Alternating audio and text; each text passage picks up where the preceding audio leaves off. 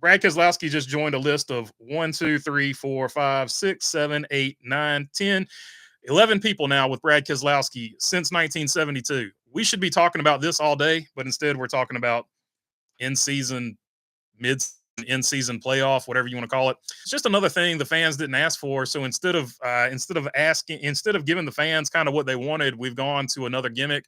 I hope it works though. Like I'm not ever betting against NASCAR or wanting NASCAR to do poorly, but they're going to be running for 27th, trying to go for $1 million, and there's going to be a dude with like a 3 second lead, and they're going to wreck each other racing for $1 million in that stupid tournament. And the guy with a 3 second lead is going to have his 3 second lead erased and possibly lose the race because two guys racing for 27th for $1 million, for a chance at $1 million, wrecked each other.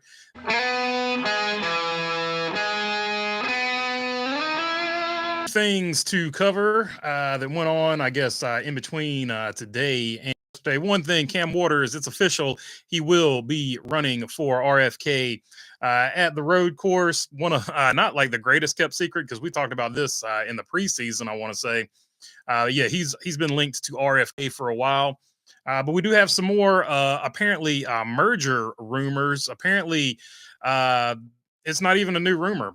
We've talked about this. I talked about this when Kaulig actually changed their logo during the SVG announcement, when they announced SVG was going to drive for them in the Xfinity Series and also was going to make some select starts in the Cup Series. They changed their logo to that blue and black of Trackhouse. So this rumor has been around ever since then, but it was mentioned by Brett Griffin on the Door Bumper Clear podcast that he's going to have Chris Rice on the show and ask him directly if the merger rumors are true. So Trackhouse and Kaulig merging becomes a story because I don't think anybody thinks that Daniel Hemrick is going to keep his seat if he merges. So that would open up 2 seats, and obviously Shane Van Gisbergen and Zane Smith would most likely fill those seats if you're looking at it that way. So that seems to be, as far as that one goes, if that happens, I think it's pretty cut and dry as to what will happen over there. A few people saying Daniel Suarez is on the hot seat again.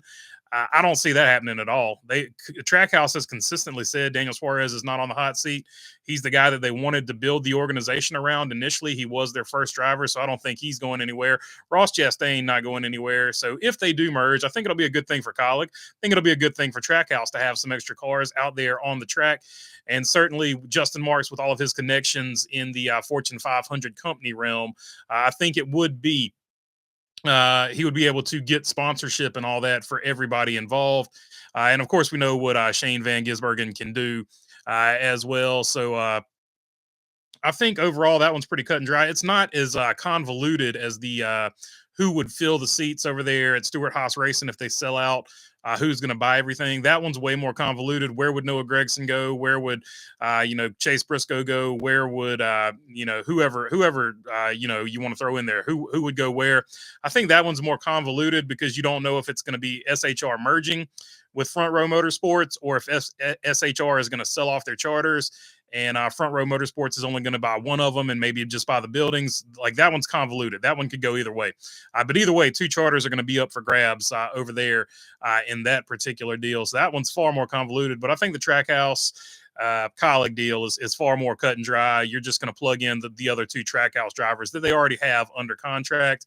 And I think it's probably most likely going to happen. I don't see any other reason Kaulig would have changed their logo to the blue and black when they did in the preseason when they announced that Shane Van Gisbergen was driving for them. Like, you could have a driver drive for Spire has Zane Smith driving for them. They didn't change their logo, of course, to blue and black like Kaulig did. So I have a pretty good feeling that this one is probably going to happen, but speculation. So we'll wait it out and we'll see what actually happens. And the other did make us, I guess I covered it a little bit at the end of the other episode, the in-season tournament where you're going to have 32 drivers and each race is going to be an elimination race until there's one driver left, and that driver will get $1 million. NASCAR is trying something to get some ratings. It's just another, in my opinion, it's just another way of doing the Winston Million. I don't think it's going to get the viewership that they want to see. I don't think it's going to get anything like the NBA in-season tournament, which is where I think it came from. A lot of people want to give credit to Denny Hamlin, but I think he got it from the NBA. So technically credit the NBA, I would say. But I think even in the NBA, I don't think it's something that'll cover. The criticism I have of it, and I'm for it. I hope it works. I don't think it will, but I think after 2 or 3 seasons, it'll sort of fade into the background. But I hope it works. I hope I'm wrong about it. That being said, my two criticisms of it are this: it's another thing that the fans didn't ask for. Like the fans just want the short track package to be fixed. And the fans also want a point system that rewards a champion that makes sense. Even people that want the playoff system, they want a better version of the playoff system. So the fact that NASCAR focused on this because it has to do with a TV partner and they're not immediately as rapid to fix the things that the fans dislike, I think it's concerning because it shows where NASCAR's mindset is at. And if you keep ignoring the fans like NASCAR is ignoring the fans, then eventually the TV money is going to go away too, because the TV money is only there because NASCAR does have very good viewership. And this problem goes all the way back to the original chase. Remember that when you called it the chase and they didn't want you to call it the playoffs, now they want you to call it the playoffs. They've officially changed the name of it when they changed it from the chase to the playoffs. Originally, when the chase came out, all the fans wanted in that moment was to add more points for a win in the old Latford system. They didn't want this chase format that Brian France came out with. So once again, NASCAR has a history of ignoring what the fans want and then saying, hey, look at this. We got you this thing. This is just another, because that was also for TV too as well. So, and what we got with that particular chase format is Jimmy Johnson won 6 in a row. And since that chase format, that fans didn't want, and Jimmy Johnson winning 6 in a row, fans getting bored of seeing the same thing over and over again. Those two things, I think, have driven away more fans than ever helped. And there are people that are like, oh, well, it's far more complex than that. There's so many more other reasons as to why fans are not watching NASCAR like they used to. They can make that argument and they can point to what they want to, but they have no more facts and they have no more data than I have.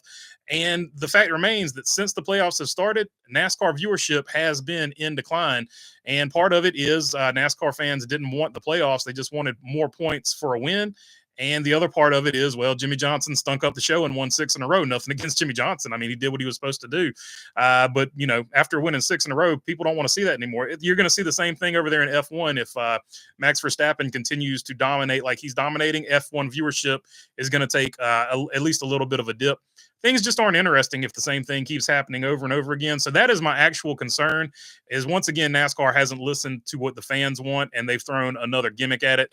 I don't know. That's just that's my feelings on it. And once again, I'm not against the in-season tournament or whatever you want to call it. My concern is NASCAR immediately addressed that because it was a TV concern, but the things the fans want, NASCAR continues to drag their feet on and not fix. More horsepower, tires with fall off, better short track racing. NASCAR hasn't done anything about that. So that's my concerns about that. And I think that's the main news. And the other thing I wanted to touch on with that is the timing of this news was also stupid. You have Brad Keselowski, a car owner, a team owner, and a driver winning a race. And let me just read off the names on this list that Brad Keselowski joined. This should be the biggest story. NASCAR should have held this story about the stupid in-season playoff thing back for at least a week, because look at this legitimate story of achievement that NASCAR has ignored to push this in-season playoff narrative. Look at the list he joins. Richard Petty, as a driver owner, has 60 wins, 4 championships. This is since 1972, by the way. And I got this from the NASCAR hotspot on Instagram, I want to say. Tony Stewart had 16 wins, 1 championship. Ricky Rudd, 6 wins. Darrell Waltrip, 6 wins. Alan Kulwicki, 5 wins and 1 championship. Jeff Bodine, 4 wins. Bobby Allison, 3 wins. James Hilton, 2 wins. Lake Speed and Dave Marcus now join Brad Keselowski with 1 win as an owner-driver. Look at that list right there. Look at the legendary names on that list. We should be talking about Brad Keselowski winning as an owner-driver and how unique and rare that is. But instead, we're talking about an in-season tournament and a possible, a possible merger that hasn't even officially been announced yet.